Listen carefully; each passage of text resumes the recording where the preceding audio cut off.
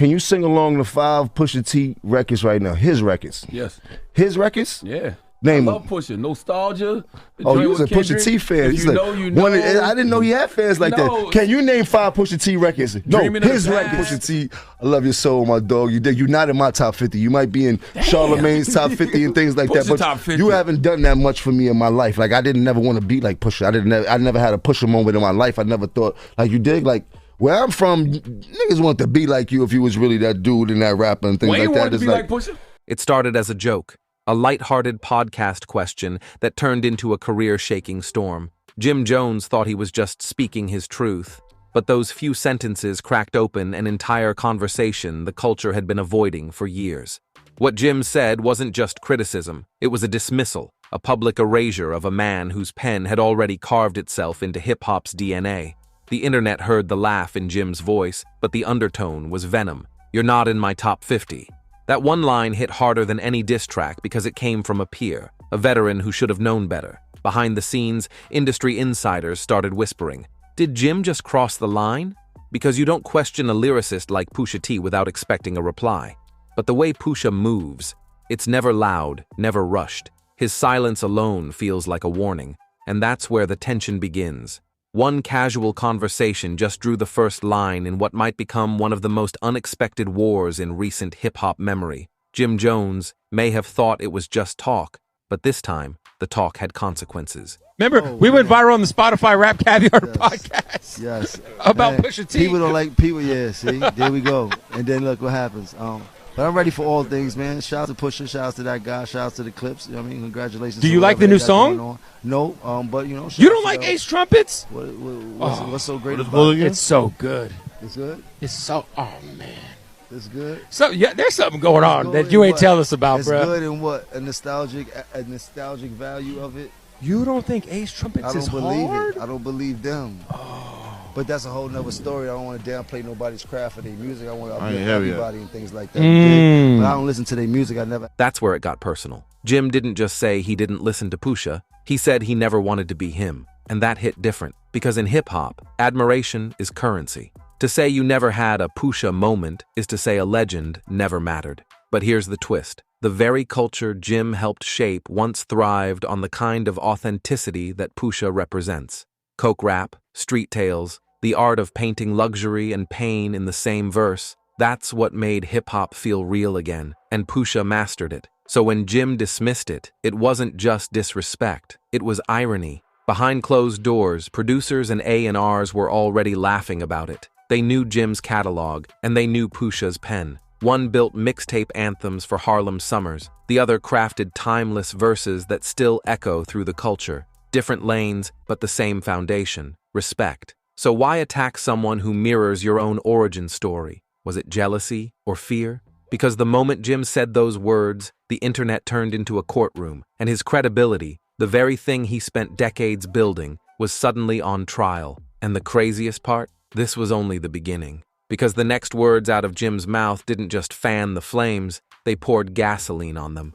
And that's when everything began to spiral. What started as a harmless moment on a podcast was now turning into a public trial of credibility. Jim's tone shifted from casual to defensive, but it was too late. The clip had already gone viral. Within hours, Twitter Spaces lit up, YouTube commentaries dropped, and fans started replaying that soundbite like a confession on repeat. People weren't debating if he was right. They were asking why he said it at all. Because when you question a man like Pusha T, you're not just taking aim at a rapper. You're poking at a legacy built on precision, longevity, and consistency. Pusha doesn't need to flood the charts. His work echoes. His bars outlive the moment. And that's what made Jim's words sting even more. It sounded less like critique, more like confusion, as if he couldn't comprehend how someone who stayed quiet could still hold that much power. Behind the scenes, whispers started forming in the industry. Some said Jim was feeling overlooked. Others believed he was trying to provoke a response, any response, to reignite his buzz. But there's a rule in hip-hop that every veteran knows. If you're going to take a shot, make sure you can handle the recoil. And the recoil came fast. Blogs picked it up,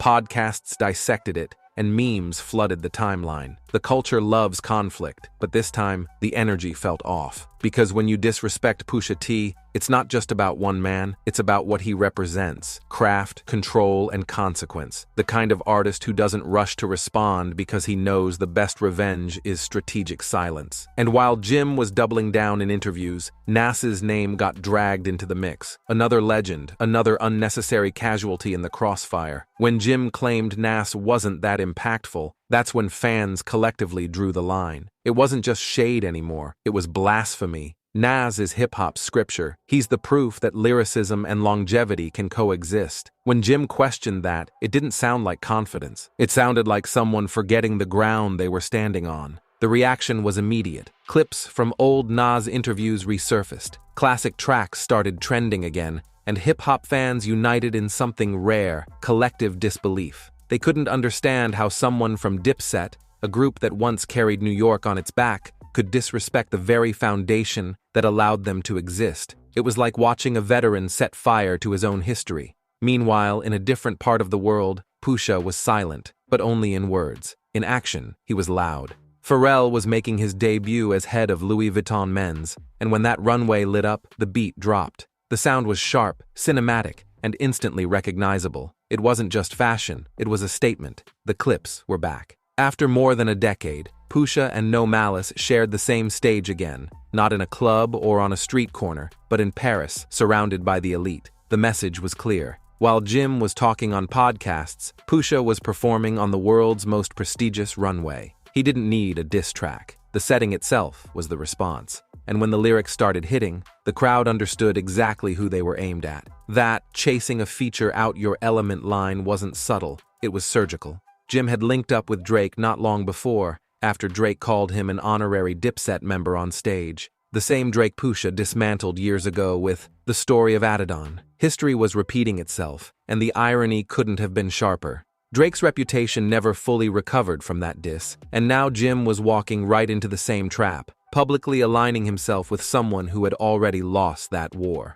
While Pusha turned Paris Fashion Week into a chessboard, Jim was still trying to win arguments on microphones. That's the difference between strategy and impulse. One man was playing for legacy, the other was chasing attention. Pusha knew the internet was watching, and instead of shouting back, he crafted a moment that would live forever. Pharrell, the same mind who built the Clips sound decades ago, was back in the lab with them, this time in Louis Vuitton's Paris headquarters. The track they made, Chains and Whips, wasn't just music, it was a metaphor. Power disguised as elegance, revenge dressed in designer. And when Pharrell described looking out the window over the Seine saying, "We're beating the system," it all made sense. They weren't just back, they had transcended the noise. Back in Queens, Nas was doing what real legends do, building quietly. While Jim was chasing clout, Nas was launching Resorts World Queens, a $5 billion project that redefined what it meant to be a rapper turned mogul. No interviews, no back and forths, just generational wealth. That's how he responded to being uninfluential, by building something that would outlast every diss track.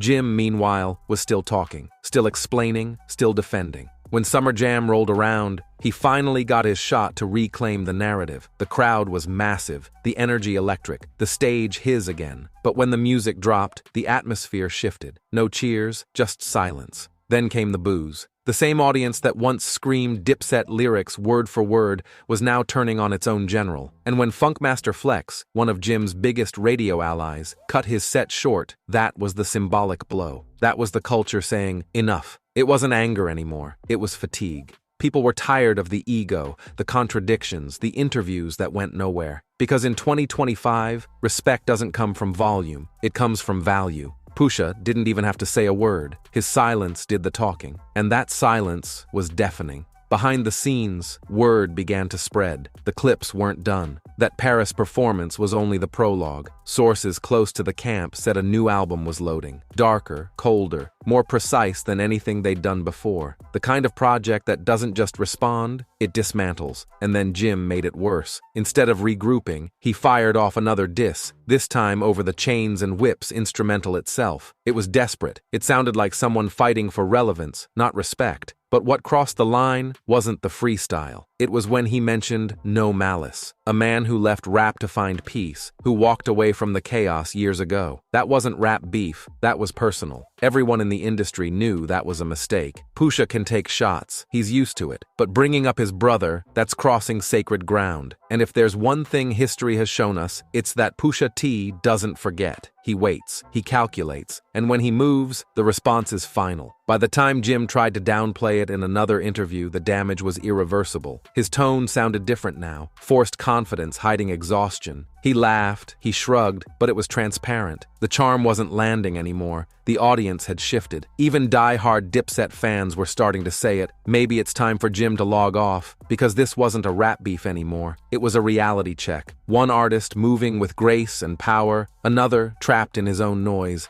Pusha and Nas didn't have to respond in anger. They let success be the statement. Billionaires, brands, global stages. While Jim's every quote was dissected online, Pusha's silence grew louder. Now, with the Clips reunion album on the horizon, insiders are saying this could be Pusha's most ruthless era yet. The bars, allegedly sharp enough to end careers. The rollout, designed like a luxury campaign, calculated, cinematic, inevitable. And if those whispers are true, it won't just be a comeback, it'll be a closure. Jim might try to respond again. He might drop another freestyle, another podcast rant, another attempt to reclaim the narrative. But at this point, it feels like the fight isn't with Pusha or Nas anymore. It's with himself. Every word he speaks seems to push him further from the respect he's begging for. Every denial, every laugh, every "I never cared" sounds more like a confession than a defense. The internet never forgets, and the timeline is ruthless. They've already chosen their side, and this time, silence won.